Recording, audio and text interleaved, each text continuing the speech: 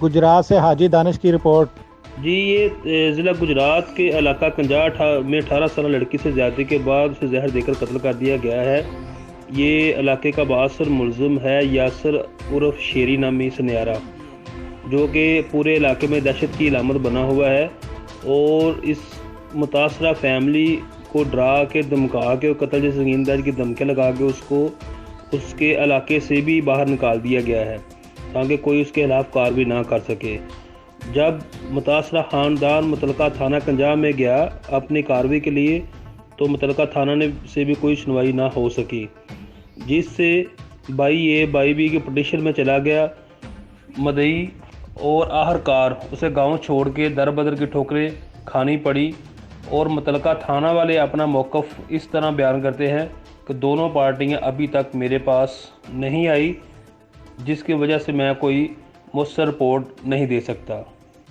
इमरान खान ਦੇ ਅੱਗੇ ਵੀ ਅਸੀਂ ਟੁਰ ਜਾਂਦੇ, ਸਾਨੂੰ ਉੱਤੇ ਵੀ ਜਾਣਾ ਪਿਆ ਸੀ ਜਾਵਾਂਗੇ, ਲੇਕਿਨ ਅਸੀਂ ਇਹਨੂੰ ਪੁੱਛਣਾ ਹੈ ਕਿ ਕਿਉਂ ਮਾਰਿਆ। ਸਾਨੂੰ ਬਸ ਇਸ ਗੱਲ ਦਾ ਜਵਾਬ ਦੇ, ਕੀ ਵਜ੍ਹਾ ਸੀ ਇੰਨਾ ਮਾਰਨ ਦੀ। ਮਾਰੇ ਜਾਨੂ ਤਾਂ ਨਹੀਂ ਨਾ, ਚਲੋ ਠੀਕ ਹੈ, ਇਸ ਦੁਨੀਆ ਤੇ ਯਾਰੀ ਵੀ ਲੱਗਦੀ, ਸਾਰਾ ਕੁਝ ਲੋਕੀ ਕਰਦੇ ਨੇ, ਲੇਕਿਨ ਕਿਸੇ ਨੂੰ ਇੱਦਾਂ ਨਹੀਂ ਮਾਰੀਦਾ। ਇਹ ਖੂਨੀ ਇਨਸਾਨ ਦੇ ਰੂਪ 'ਚ ਖੂਨੀ ਦਰਿੰਦਾ ਹੈ।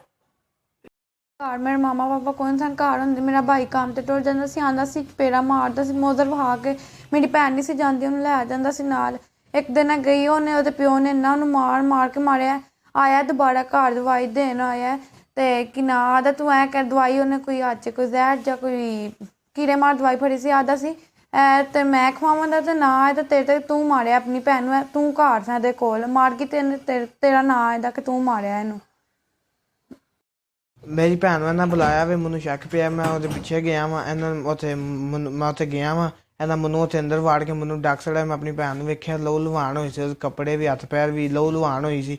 ਮੈਨੂੰ ਉੱਥੇ ਡੱਕ ਕੇ ਤੇ ਆਪੇ ਉਹਨੂੰ ਘਰ ਛੱਡਣ ਹੋਏ ਆ ਗਏ ਨੇ, ਕਿੱਥੇ ਗਈ ਹੈ ਉਹਨੂੰ ਘਰ ਛੱਡਣ ਆ ਗਏ, ਮੈਨੂੰ ਉੱਥੇ ਉਹਨਾਂ ਡੱਕ ਛੜਿਆ ਸੀ।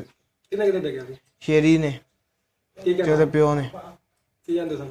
ਆਂਦੇ ਤੂੰ ਜੇ ਕਿਸੇ ਨੂੰ ਦੱਸਿਆ ਤਾਂ ਤੇਰੇ ਪਿਓ ਨੇ ਵੀ ਮਾਰ ਸੁਣਿਆ ਤੇ ਤੈਨੂੰ ਵੀ ਮਾਰ ਸੁਣਿਆ। ਉਹਨਾਂ ਨੇ ਪਿਸਟਲ ਮੈਨੂੰ ਵਹਾਇਆ ਸੀ, ਉਹਨਾਂ ਆਖਿਆ ਤੂੰ ਜੇ ਕੋਈ ਗੱਲ ਕਿਸੇ ਨਾਲ ਕੀਤੀ ਤੇ ਤੁਹਾਡਾ ਪੂਰਾ ਖਾਨਦਾਨ ਮੁਕਾ ਸਟਾਂਗਾ।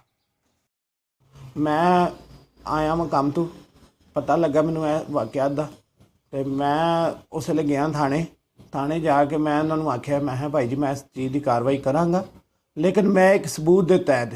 ਜਦੋਂ ਮੈਨੂੰ ਪਤਾ ਲੱਗਾ ਸਹੀ ਤੇ ਸ਼ੇਰੀ ਸਨਿਆਰਾ ਤੇ ਮਿੱਠੂ ਝੂਰ ਤੇ ਇਹਦਾ ਸ਼ਬੀਰ ਸਨਿਆਰਾ ਇਹਦਾ ਪਿਓ, ਇਹਨਾਂ ਨੇ ਤਿੰਨਾਂ ਨੇ ਰਲ ਕੇ, ਚੌਥੀ ਮੇਰੀ ਬੱਚੀ, ਤਿੰਨਾਂ ਚੋਂ ਨੇ ਰਲ ਕੇ ਇਕੱਠੀ ਪਲੈਨਿੰਗ ਕਰਕੇ ਇਹਨਾਂ ਨੇ ਉੱਥੇ ਮਾਰਿਆ। ਉੱਥੋਂ ਜਿਹੜੇ ਨਾ ਫਿਰ ਮੋਟਰਸਾਈਕਲ 'ਤੇ ਛੱਡ ਕੇ ਗਿਆ ਤੇ ਘਰ ਆਉਣ ਤੱਕ ਕਹਿੰਦੀ ਪਾਪਾ ਮੈਨੂੰ ਇਹਨਾਂ ਨੇ ਜ਼ਾਲਮਾਂ ਲੋਕਾਂ ਨੇ ਕੋਈ ਚੀਜ਼ ਖਿਲਾ ਛੜੀ ਜੀ, ਮੈਨੂੰ ਕਿਤੇ ਲੈ ਚਲੋ।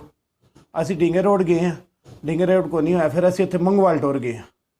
ਮੰਗੋਵਾਲ ਜਾ ਕੇ ਉੱਥੇ ਟਰੀਟਮੈਂਟ ਕਰਾਈਏ। ਉਹ ਕਹਿੰਦੇ ਮੈਂ ਕੋਈ ਚੀਜ਼ ਖਾਧੀ, ਮੈਂ ਤਾਂ ਬੇਹੋਸ਼ ਪੈ ਗਿਆ। ਮੈਂ ਸ਼ੂਗਰ ਦਾ ਮਰੀਜ਼ ਹਾਂ, ਬਲੱਡ ਪ੍ਰੈਸ਼ਰ ਦਾ ਮਰੀਜ਼ ਹਾਂ, ਮੈਂ ਤਾਂ ਬੇਹੋਸ਼। ਮੇਰੀ ਬੱਚੀ ਪਿੱਛੋਂ ਉਹ ਕਹਿੰਦੇ, ਬੱਚੀ ਨੂੰ ਕਹਿੰਦੇ ਪਏ ਸਨ ਕਿ ਤੇਰੀ ਭੈਣ ਨੂੰ ਕੋਈ ਚੀਜ਼ ਦਿੱਤੀ ਗਈ ਹੈ। ਇਹ ਨਹੀਂ ਪਤਾ ਕੀ, ਬਹਰਹਾਲ ਤੇਰੀ ਭੈਣ ਨੂੰ ਕੋਈ ਚੀਜ਼ ਦਿੱਤੀ ਗਈ ਹੈ, ਇਹਦਾ ਬਲੱਡ ਪ੍ਰੈਸ਼ਰ ਨਹੀਂ ਘਟਿਆ। ਹੁਣ ਮੈਂ ਵਜ਼ੀਰ ਆਜ਼ਮ ਸਾਹਿਬ ਤੁਹਾਡੇ ਕੋਲ ਇਨਸਾਫ ਮੰਗਣਾ ਚਾਹੁੰਦਾ।